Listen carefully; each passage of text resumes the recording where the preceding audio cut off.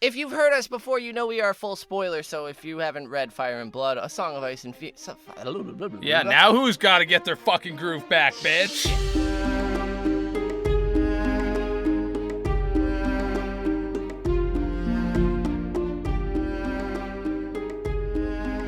What up, and welcome to another episode of Brotherhood Without Manners, your favorite full spoiler reread podcast of George R.R. Martin's A Song of Ice and Fire series. Watching Hot D. Hot D. You let me get through it without interrupting. It was a strong intro. Good. Finally. That's good. Stella's got her groove back. I do have my groove back. I'm right. Zach. This is my brother Nate with a decent intro. Golf clap, everybody. Golf clap. He's getting there. We'll keep working on it. We'll learn him. We'll figure it out. If you've heard us before, you know we are full spoiler, so if you haven't read Fire and Blood, A Song of Ice and Fire... Yeah, now who's got to get their fucking groove back, bitch? Shit. Damn it. Yes! Fuck. I was doing so good. Damn it. If you've heard us before, you know that we are full spoiler, so if you haven't read Fire and Blood or the whole of what is Song out... of Ice and Fire, any of the what other is things. out of the A Song of Ice and Fire series. He doesn't like getting interrupted either. I sure don't. Not by this bitch. Then we're probably not for you, because we will be talking about things as a whole, even in this Hot D edition, because House of the Dragon's fucking awesome, and Fire and Blood was pretty good. It's biased, in my opinion. You know, I feel like the author had a little bit of like a personal It was a perfectly sway. accurate retelling of the Dance of Dragons. You're drinking that shit. Why don't you Grow go up. back to your little MAGA Ridiculous. cult? So this episode, we are watching Season 1, Episode 7. Again, because we've seen it before. But Driftmark. yeah, this one's great. Not really. It's sad and great, but sad. This one has a lot of just moments, you know. Moments. I'm trying to sound like I know what the fuck I'm talking about, but yeah, moments. Aliens. Aliens. So, as we know, we're here. The family's gathered for a happy barbecue reunion to celebrate the dearly departed death of Laena. Yeah, you can't call it a barbecue. Why not? It's just as happy as one of our family gatherings, so may as well. Because she was cooked Oh, alive. right, because it's Driftmark, so it'd be like a clam steam or a clam bake or something. Okay. Gotcha. So, Targaryen family clan bake, and they all meet at Driftmark. It has a better ring to it. Yeah. Yeah. So, we get this intro shot of the Velaryon funeral rites, and it's absolutely fucking gorgeous, haunting, for me a bit terrifying because of my aversion to water, as you know, but I really love the underwater shot when we finally see the casket going, or the, I don't know, maybe, is this a sepulcher? A sarcophagus. Sarcophagus? A sarcophagus. Yeah, I swallowed some soda. Well, this one, I think it could be a sepulcher because it has her likeness, and so... I think that's what makes a sarcophagus. Well, I think a sarcophagus is just, it's not their likeness. I think it's just painted Sure. as a, but fact checks me on Write that. us in, tell us. Well, 'cause right, you know better than Nate, Zach because does. like I don't like to be corrected. So He also clearly doesn't like to do his research either. yeah, that's true. But what a great scene and haunting as it sinks to the bottom. Yeah, of it's the... good. It's sad. You know, the girls are distraught. Daemon laughs at Vaemond, and Vaemond is grilling Daemon. And Yeah, he was speaking specifically when Daemon started laughing about the thickness of the blood of the Velaryons. Yeah, salt and in our salt blood, in you it. know, their proud heritage. And yeah, Daemon snickers, which, like, all right, you prick. It's your lady wife. Like, I get Daemon is this fucking bad boy. Little edgelord. The bad boy twink that everybody like, come loves. But on. fuck you, okay? Okay? Like, she was a badass and deserved better than you. It's tense as fuck. That's the whole get from that point on. Daemon's laugh is setting the stage for, yeah, no, this is just going to be a night of inappropriateness. So Yeah, we start like with Aegon, who's talking about how he's not thrilled with marrying the idiot Helena. Dude. Sweet little baby angel Right, Helena. like someone I slap him in the mouth. hate spiders. Yeah, dude. But I don't even care. She's over there. She's like, yeah, the I spider. She's forgot she crushed it, and it actually jump scared me this time. Like, damn girl. And yeah, dragons of flesh weaving dragons of silk is just such a haunting little, I don't know what you would call that, but little melody. chant for her to, Helena, darling baby angel who we love, and Aegon deserves to be slapped in the mouth for speaking of her. And the superstar of the episode, I think, little Aemond here, who, like, seems to be the only person acting normal, because he reminds Aegon that she's to be your queen, one, and she's our sister, like, maybe, and even, like, Aemond's like, would that mother married her to me? And even Aegon's like, would that she did? And because he even mentions, like Aegon the Conqueror marrying his sisters, like we can solidify the, but like he's thinking it's funny because he seems to be the only one of the children in general in tune with the political reasonings behind the. Like, actually understanding, because Aegon's like, yeah, Mom yelled at me, I have to marry her. Yeah, everyone's getting swept. He understands why. Yeah, everyone's getting swept up in all the other kids are getting swept up in the emotion of this stuff. And he's kind of very calculating in the way he's approaching it. He's observant, he's listening, he's watching, and he's kind of Which makes it that much more sad when he approaches Jace over the little brazier. And is, like, wanting to say something and gives a little smile, but then kind of wanders off because of the tensions there. But it was that look of, like, remember we used to be pals and run around King's Landing? Yeah, this whole little after party, I guess, outside is just tense as fuck as, Alicent's throwing mad shady looks at Rhaenyra, and Kristen Cole's standing behind her just fucking scowling because that's what he does, and Daemon's brooding at the edge with a glass of wine. Rhaenyra then, sends Jace and Luke over to talk to their cousins, and they can't really speak, but there is a sweet... When Rhaenyra made her entrance, Alicent gave her a look. Yeah, dude. She shot more than just daggers at her. It was intense. And then watched her the entire time when she went. And but like when Rhaenyra walked in, you would have think she let out the meanest fart, because Alicent was just like, this bitch. Who do you think you are? And like everyone kind of was grilling Rhaenyra a bit, but Alicent was straight up like took her eyeballs out, held them in her hands, and then held them to their furthest length out at Rhaenyra because bitch was ogling. Yeah. And so it's just tense. It's gross. Jason, Aemond, or Luke and Aemond have their moment of the brazier. No, it was Jace and Aemond have their moment over the brazier where, it looks like Aemond wants to say something, and Jace kind of does too, but they're kids and they don't fucking know what to say to each other, and so the moment passes. Yeah, we see Aegon drinking and getting belligerent. And making gross comments about women, which we all know he's a fucking rapist. Yay. And we also get to see Corlys approach Luke. Yeah. Oh, man. Yeah, tell him, you're going to inherit. This is all going to be yours. And what a line to deliver. Like, obviously, Luke doesn't know it, but we know that everybody's going to outlive that poor little fella. Do you know what the kids are focused on? The fact that a family member's dead. That's why they're here. The children are mourning their aunt, their mother. That's why they're here. And little Luke is thinking about that, not his inheritance, but about the fact that, him ruling Driftmark means everyone he loves is dead. Yay. And so it's a brilliant line that perfectly shows the children are the ones suffering through all of this. And that's what this episode, I think, is meant to highlight. We discussed it a tiny bit, but I really think that this episode is showing this conflict has now more than just bled down. It is embedded in these kids. It is so deeply rooted, and then it gets forced more so with the very end of the episode, of course, the loss of an eye over it, and the theft, quote-unquote, of a dragon. I have some things to say about that. Yeah. But, this episode, the kids really got me. Like, all the interactions with the kids were really intense and really well portrayed. Rhaenys goes over to comfort her two granddaughters, and that's a really tender and sweet moment. And just the awareness of Jace, like, he's such a mature little guy. Yeah, because they were holding hands, and that was such a sweet moment too, where there were no words exchanged, but his presence was comfort. Yeah. So they took she But held then his once hand, Rhaenys showed up, he immediately he was like, "This isn't for me. This is their moment with Grandma." And stepped off to the side, turned his back, gave them their privacy, and that was just sweet. Yeah, and it was a sad moment. And then of course Laenor is now not handling things well at all. He's being all melodramatic, standing out in the surf.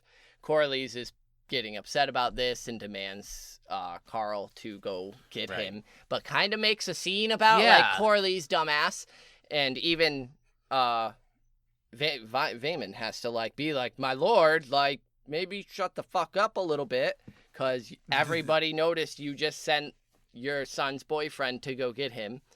And yeah, Laenor's struggling, and we don't learn it really till the end of the episode, but he feels like he should have saved his sister. He should have done something. There's that guilt. Right, and there's a lot of blame going toward Daemon, as we learn as the night starts to deteriorate. As the sun sets, things start to get hectic, more like you and more pointed out. intense. There's a color tone shift hard when the sun goes down. Right, and it's right around the point, the final sort of like bit of the sunset we get is Viserys and Daemon. And Viserys telling Daemon, come back to court. Like, there's a place for you. You can bring your girls. Like, I know what it is to lose a wife. It's past time.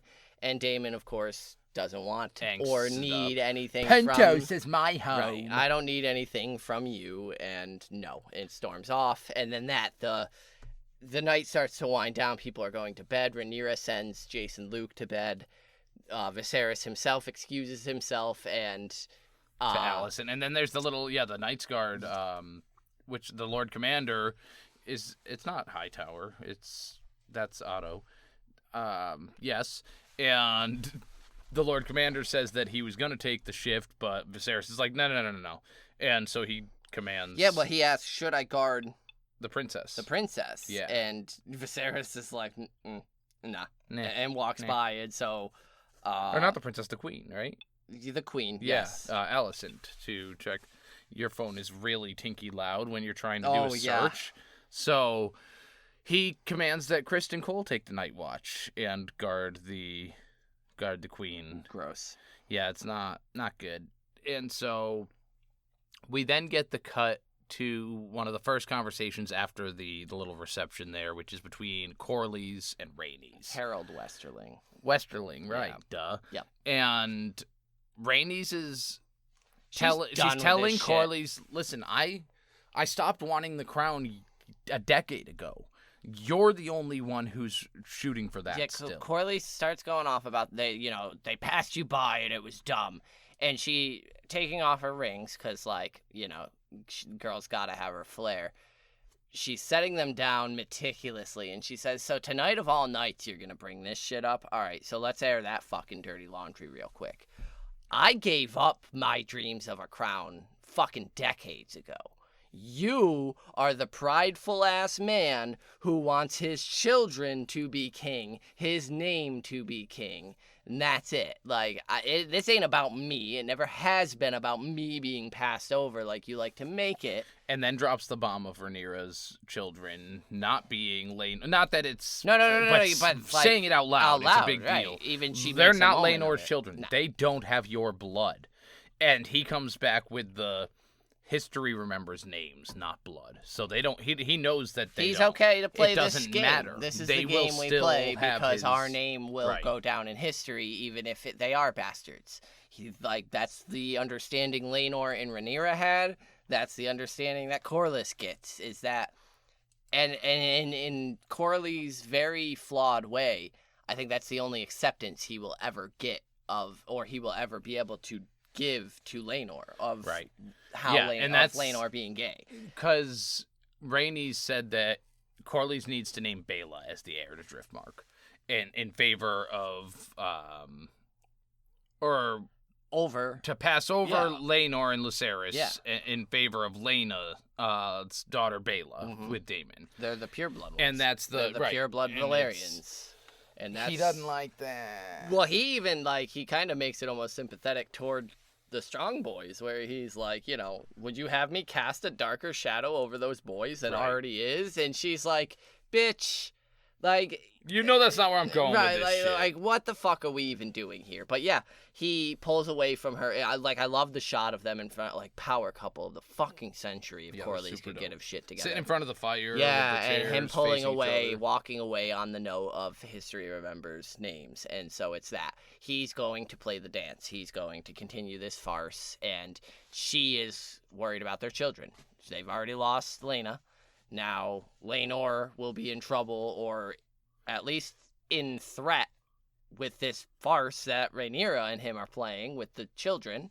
They're about, like, clearly tensions are rising with Alicent and her heirs and Laenor's heirs, quote unquote. And so it's a shit show, and Rhaenys ain't having it, but hey. Right. So we know that at this point we've seen a couple little shots of Aemond sneaking out of the keep. Hell yeah. Making his way towards... The shots of Driftmark at night are something else. Because there's the shot where he's looking up at the dragons. We're hearing Vhagar screeching in the back and grumbling. And arriving, But there's, like, the cloud coverage and just seeing the dragon shadows with the keep in front of it. It's fucking sick. Yeah. In front of the moon, yeah. And so Rhaenyra meets Daemon on the beach. And, of course, they reconnect and have some sexy time.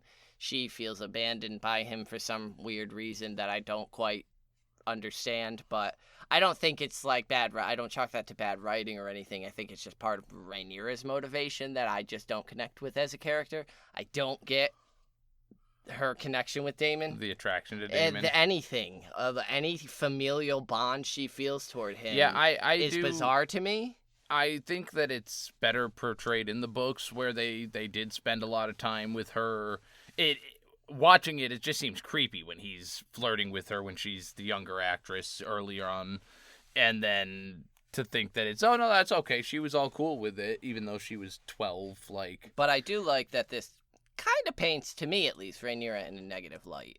This just seems extremely disrespectful to Laena's memory the night of her funeral to already be fucking her husband. Yeah, I mentioned that in the books as well. This is one of those things that's a little more ambiguous where it's stated that within the first 6 months or so they started hooking up. Supposedly it wasn't immediate. It wasn't the night of the fucking funeral. But it just seems super disrespectful. But yeah, so little Aemond has this determination he gonna get him a dragon. So he approaches Vhagar, the biggest fucking one, and it is an amazing scene. The size difference, his hesitation, and Vhagar's waking up and looking at him, and then sort of the threatening, like, do it, grab me, bitch, and opening the mouth with the flame, and then the connection, the moment they actually bond. Yeah, I mentioned it. There's almost this trance that Aemond gets in. Yeah, he starts to, like, wobble a little and, bit. Like, they're looking each other in the eyes, and it was just a really well done moment. Something non-verbal passed between them, yet you're able to see it occur on screen, and it's a really well done. And it's that bonding of dragon 100%. to rider, and it was really cool. And then that with zero hesitation, because they show like 3 shots of his hand slowly going at the rope, but after that, bam, he just grabs it and goes climbing up, and gets up there. And of course, it's his first time, so little dinky guy up there, like horrifying. Yeah, brave dangling motherfucker. By your own strength, holding on to this thing as this fucking creature is flying into the air. Yeah, so but now, like awesome shots and everything. Great. Now that we've gotten him into the air and he's having a sick ass flight scene, we can point out that this was not his dragon to bond with, quote unquote. This was Baela's dragon because it was her mother's. It was supposed to be passed on to her. Now, you had mentioned you had some shit to say about that. Yeah, dragon riders claim their dragon, and he even says it to her. If you wanted her, you should have claimed her. Now, harsh, I understand. Mama just died. Grief, all that. He saw an opportunity. He was a conniving opportunist. I don't think conniving is the word at all. I think going in before I don't think he went to Driftmark sympathy of anymore. It's that, I'm going to go in and take her. I'm not even going to give her a chance. It's mine. I'm taking it. Little dude has been bullied for a hot minute. Everybody gets bullied. And, I'm not saying that like he. I'm just saying. I don't think it was. I don't think conniving is the word though. That infers that he's trying to hurt someone. He's thinking about himself, 100%. It's fucked up. He should not have done this. I disagree. But I think I completely get why he did. Yeah. I get that. I don't- It's little guy. He's been put down at every fucking. It's point. tradition He's he's breaking. That's it. Well, that's why I'm on his side. If Rhaenyra I and love Daemon can tradition get breaking. married and it's fine, little Aemond can go and take this fucking. That is Targaryen tradition. That's what I'm saying. So they're not breaking that. Well, like that's like He's completely breaking the Dragon Rider he's just but he's not because he's bonding, and that leads Right. to the question of like, would Vhagar even have 100% bonded right. with Yeah, Baela? yeah. And so it's that fun discussion, but technically no, he should have allowed her the opportunity to try to bond first. Sure. But he didn't. Yeah. And he went and bonded. Good for him. And so I think it's fucking I cool. like that. I know a lot of people are pissed off about this, and I am of the camp of, by whose word should he not have? Like, it's a fucking nuclear bomb. It's ethics. What claim do you have? Okay. That's it. And Like, so it's yeah. It's but that, like... basically, though, that makes me say it's the same concept as Walder Frey was fucking justified with the Red Wedding. Like, sure, I mean, he sure, broke tradition. by guest right. Fuck guest right. Right, Like, what is guest right? It's like Littlefinger says in the main series, it's a fucking story we tell ourselves over and over and over and over. Same thing with putting the egg in the cradle. It's Targaryen propaganda bullshit. And it's more rules. Aegon saw an opportunity. Baela and the other one didn't.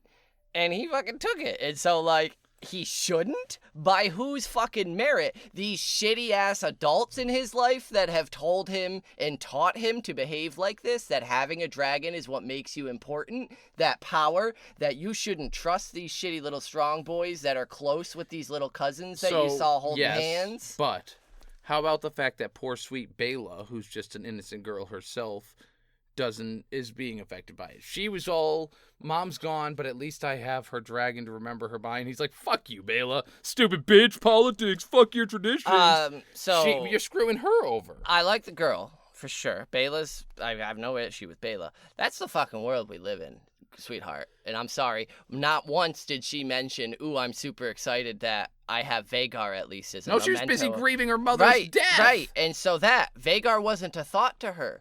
There wasn't this draw of that dragon is my last living and I understand she's grieving. And that's why I think it's bullshit that he did it, because it's that I'm not even giving you the opportunity to think about her, because fuck you, fuck your mom, fuck everything. It's not his about opportunity it's to about give. me. He's just a selfish piece of shit. He's a kid. And she is too. But he's screwing her over because he's selfish. He's a selfish person. The world is selfish. He thought, like you said before, he thought only of himself. Right. And I'm not saying that in this world that's wrong. You're going to die if you don't. It was a selfish thing to do. He should not have done it. He should have thought of the girl. I think he should. She was a sweetheart and didn't deserve that treatment. Should have thought of the girl, not in these circumstances. No, he shouldn't have. It's a fucking dragon. He has no sympathy. And why should he? Well, because if he waited and the bonding actually would have gone the way that he thought, that I said, where it's the dragon. It rejects her, whatever. Now Aemond goes, cool, it's mine and I got two eyes. Sure. But no, I'm going to be a little selfish scumbag, and I'm going to go and try and destroy poor Baela's inheritance and claim anything, because now she's not even a real dragon rider. Dumb bitch lost Vhagar. Can't handle it. She can have the pig with wings. Right, exactly. So you're just putting down and belittling this poor baby angel. Baela will be fine.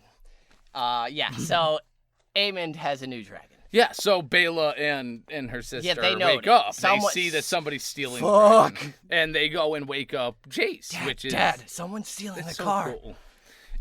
I almost made that same analogy where it's like, oh, look, here's Dad's hot rod. He's been working on for 100 years, and you're expecting it. Dad passed away, and he's going to give it to me. And then your cousin comes in and is like, fucking see ya. I grabbed the keys off the counter first. It's mine, bitch. So all this, bickering over who's right or wrong aside, we now get one of the most uncomfortable scenes to watch, which is the fight between the children. Yeah, seeing kids, and again, I actually do I'm surprised at myself how in Aemon's corner I am here. He's fucking jumped, and so homie, it's that immediate panic of holy shit, because they come at him, and this to me, because especially highlighted when the parent in a few minutes too, it's kids having a bad fight. Yeah, oh, yeah. Like, yeah. nobody is innocent No, here. no. Like, There's no again, good side. because you saw that now he's got confidence. she clearly, Bela does care about her He- dragon oh, that you just said 100%. she hasn't talked about it. She's clearly distraught Well, that was my inheritance from my mother if who's you were dead. distraught like 20 minutes ago. Exactly, yeah. If I thought about, fuck off mom, now it's time to think about my dragon. But he I shows love up and he's like, it's mine you, now. It's you. It's me. It is Fuck me. yeah, buddy. Yeah. Yeah, it is. It's And- you. You're him.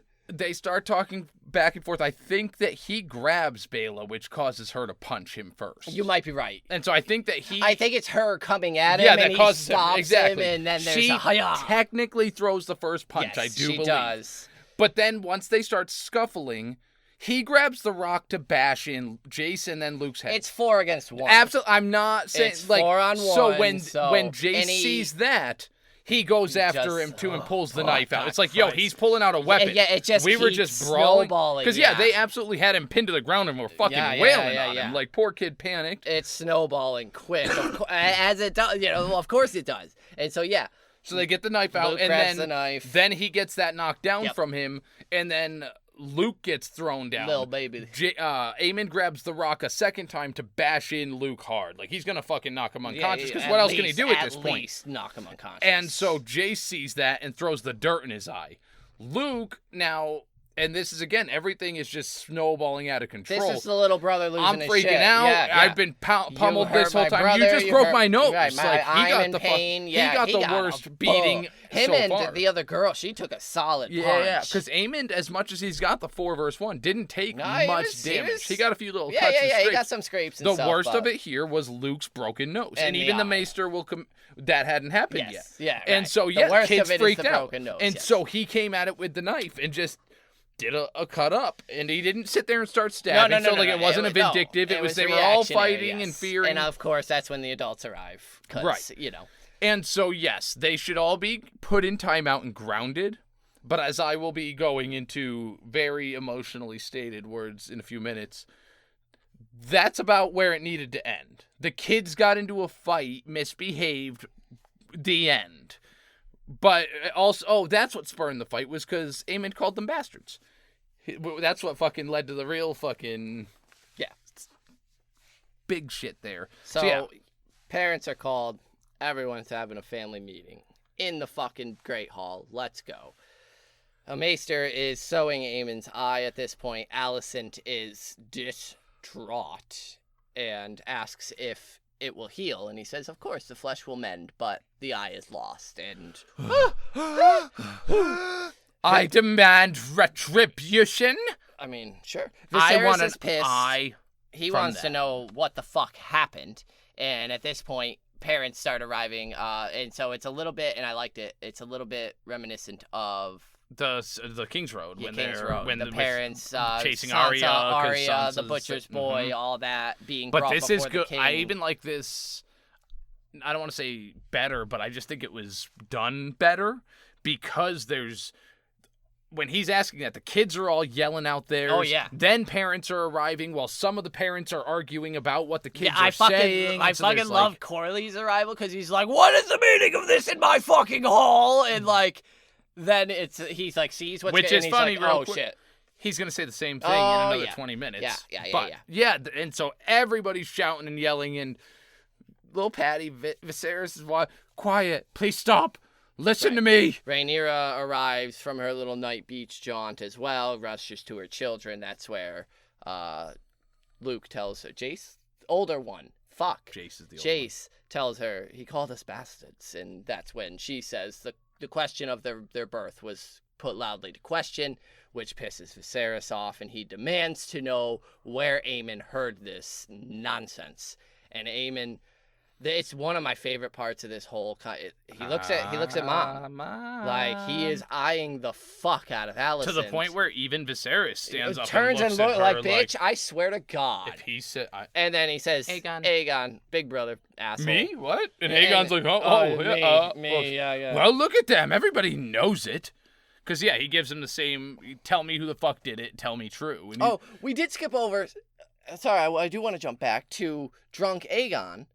with when Otto Otto went and grabbing grabbed him, and yeah. basically beating the shit out of him, telling him, you piece of shit. And similar with Corlys telling, we did cover Corlys telling Cole to get him, but them returning with Laenor being absolutely shitty-faced. And so, the end of the night was really tragic as well. But jumping back in, Alicent wants an eye for an eye. And Viserys is like, no. Excuse me? And so she turns to Criston and says, well, if the king won't seek it, then the queen will. So Criston, bring me the eye of Lucerys. Criston does the safest thing he can, and like I'm sworn to you. you. You're sworn to me! As your protector. I love her little freak I'm out not there because it's her facade's cracking. It's this, and she did a similar thing with Larry's where, no, I want someone who's loyal to me. Like, it's that I want a fucking sword at my beck and call who's going to do it when I say to do it. Yeah, and I told you, I was saying during the episode that while she's done some messed up things, and she is a product of her environment, her father fucking poisoned her by allowing the whole, like, everything is fucked for Alicent. This is probably the most evil and true, if not the only truly evil thing that she's attempted that we are fully aware of, No, I want that little boy's eye cut out because they got into a bad argument. Whoa. Chill. Let's talk this out. Like I said, some timeouts are in order. In this age, give him a spanking. Right, they like, were all give right him a with, belt. like, the belting, yeah. But, like, cut his fucking eye out. Look, he's a little guy. You broke his nose. Like, come on. His screech when she says, like, bring Dude, me when the they, eye. Like, they're grabbing him, dragging him, like, because Rhaenyra's pushing him back. Yeah, right. And Rhaenyra shoves him back, and he's clutching her skirts. Like, he's just a little guy. And so, Viserys says, this matter is done, Alicent, and turns to leave. And you can just see it building, and it boils over that the second he kind of turns away from her, she's already moving, grabs the Valyrian steel dagger, and goes at the Rhaenyra clan. And it's chaos immediately, where fucking Criston jets forward, and Daemon intercepts him, and Harold Westerling is yelling at Criston to hold his place, because he's been noticing him snickering when Alicent asked where Laenor was, probably entertaining his young squires. Right. Criston's, laughing at the little jabs, and Harold Westerling is tuned into that, of like, do you have a fucking personal stake in this? Kingsguard, jackass. Right. Yeah. And so, chaos. Rhaenyra and Alicent are facing off, and they have their great, trailer-worthy little which exchange. gives us that fun parallel with Catelyn when she gets sliced by the... I love Alice. I think Alicent's argument is stronger here, where the, where is duty, where is honor, where is sacrifice? It's trampled under your pretty foot yet again. What have I ever done but what was expected of me? And that, I think, just sums up Alicent so fucking well. And then here's Rhaenyra, who's able to just flaunt these bastards, and Viserys is literally vehemently screaming at his own children that, like, and it's too much, and I get it. And Rhaenyra, jabs back with the now they see you as you. Exhausting, isn't it? Hiding under the cloak of your own self-righteousness, which beautifully delivered. And then, the cut, which, not a terrible cut, but enough to draw a decent running of blood. I was mentioning that when they're stitching her up, they're using a fucking nail, basically. So nail. It looks like they're putting bigger holes than the cut itself. And then there's the kind of realization of what just happened. Alicent drops the blade, realizing she just assaulted the princess. Whoopsie. And, everybody's kind of called to order and dismissed. And then we get the... Well, because Aemond comes up and calls her down. And does the, like... Right, Aemond, No, who mother, I didn't do ever... not mourn for me. I may have lost an eye, but I gained a dragon Which in return. immediately makes Otto Hightower fucking like, hard. Yeah. He's like, oh my god. So, similar to what I mentioned earlier in the books, it isn't stated that he says that evening. It's stated in the books that it's later in life he would refer back to this time to state that it was worth it. But and then I do like on that. This rewatch I vocalized it that Aemond is comforting Alicent, because then he goes in to hug her. He lays his head on her shoulder. It's again that disturbing fucking reflection that he is the coolest head in the room are the children. at one point, he even looks back at them when he called them bastards and kind of smirks, but, like, that's the extent of it. He is everything Cersei ever wanted. Just this capable of being playing the game. vicious. Yeah. But he's the one that's calming and like he would listen to comforting his her. mom telling He would make him, mommy feel great Yeah, when yeah, she's getting attacked and targeted and like. Yeah, him trying to comfort her was something I hadn't noticed, and it added to the gross, this generational bleed of this. Which will be fun stupidity. to talk about in context to season 2 with his Straight up addressing her as Alicent. I love it. So, yeah, the next day, the family begins to disperse, and Alicent and Otto have a last sort of meeting where Otto comes in, and she's like, go ahead, tell me how I beget myself, I fucked everything I shouldn't up, be and doing I'm this a so much. dumbass. And he's like, all those things are true, yes, but I've not seen this side of you. Yeah, I didn't know you were willing to fight this. Now I know that you are capable of doing what we need, and it's that. It's such a groomy, gross. It's that this yeah. is everything he's ever fucking Oh, wanted. finally you're showing me some fight, girl. Like, oh god. We also get. But I love Otto. Like, I fucking love Otto. The actor, the character, dude, like just it's great. him walking into a room, like, just makes me fucking laugh. Like, I love him. He is living his. He's a presence, best. yeah. And like him Straight straightening with the his hand fucking and the hand pin when he was at yeah, the funeral. Dude. Oh my god! Like, I just love Otto. Because he's like, Hightower. I'm back, Yep. bitches. Like, I bet you didn't expect to Lionel's see me dead. again, bitch. Yeah. And we get a quick moment of Rhaenyra and Daemon talking out on the outskirts of the wall, where she's like, I don't want to be messing around with Laenor anymore. And he's like, he has to die. And she's like, yeah. Yeah, this is. know. I think this is one of the cooler moments of the episode because it's this cool kind of building where it's the voiceover starts happening and we're seeing various people doing various things. Yeah, because that's the twist of the episode, and it's left ambiguous in the book, Right. where we don't know if Laenor, like, we assume he was murdered, and then we get the small clip after. But yeah, so from there it'll cut to a quick little, because Otto told Alicent, go and plead for the king's forgiveness and put this thing behind us and know what we need to have done. So on their little ride down to the boat, Yep. Viserys and Alicent are in their carriage together, and he's like, fucking stop talking She's about trying to comfort him, and she's like, I'm sorry. And he's like, no more. it. Speak And so no more of it. they look away. Yay. They? Is that what you I said, Oh, yay. oh, yeah, like, yay. It's the situation done. Right. Handled. We see the kids looking out at Vhagar flying off over the boat, which then we get Alicent on the side of the boat. With the club foot. Oh, which little you, at this gross. point, were like, Fuck God, me. I hate the way he moves and bows. Dude, he does and these it's little, like, tips I of his love head. it. And no, His movement's so awkward and he's- jerky. Yeah, and it's just a like, he Eddie does it so good. literally, LOL, winks at her and is like, hey, you want that eye? I can get you that eye if you really want that eye. Yeah, and then I she am even a servant of the queen. And starts she accepting it. She like, acknowledges it. Not right this second. No, I I don't need it. appreciate it. I will It's be needing. acknowledged your dedication. The eye is. We're past that now. Like I will need someone of your skills Soon. and subtlety soon. And he's like, he's supposed to walk away He's from there, supposed to walk but he away, just turns he and just, stands and like, creeps yep, next and to she's no. trying to have this moment, Oh, like at this. I and hate him. She like turns her body Are you like gonna- slightly Are you away gonna to like go? okay. Like, we're done. And We he's can- just enjoying I'm himself. just I looking at love this Larry's, scene. dude. Yeah, Love so him uncomfortably good. We then get a quick cut of Daemon approaching Carl Corey. Yeah, this is like during the voiceover where Right, they're this is planning, all you know, kinda- because it's that fire is a prison and the sea is freedom, Right. basically, and they're using it more as an allegory for the Velaryons and the Targaryens. The Velaryons are the seafaring Right. branch of the Dragon House.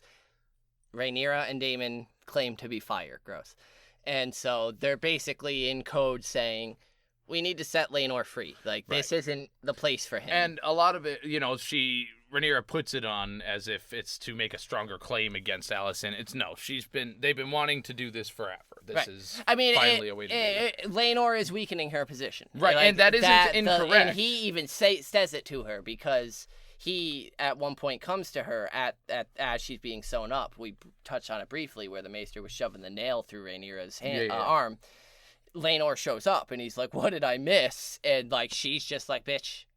Right. What the fuck? Because he even does make a proclamation of, like, I'm going to be here now. Carl I'm is not going to anywhere. war in the Stepstones, and I'm staying here. I'm rededicating myself to you. Which, like, man... Too little, too late. And then he's like, man, I curse the gods for making me what I am. And, like, I'm glad they give Rhaenyra the moment to say, like, I don't... You're a kind, You're a good man in this world, honest.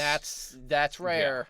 Yeah. And so it's that they're coming to this understanding of just our arrangement doesn't work anymore. It did when I was the heir apparent, when I was being raised into it, when I didn't have these duties and the camera wasn't on me and we could fuck whoever we wanted and it didn't matter how many kids were popped out with brown hair, black hair, orange hair. Nobody was examining it too closely. Now they are, and this doesn't work for either of us, and there's that mutual understanding. But Laenor was ready to commit to it, and fucking love the guy for that.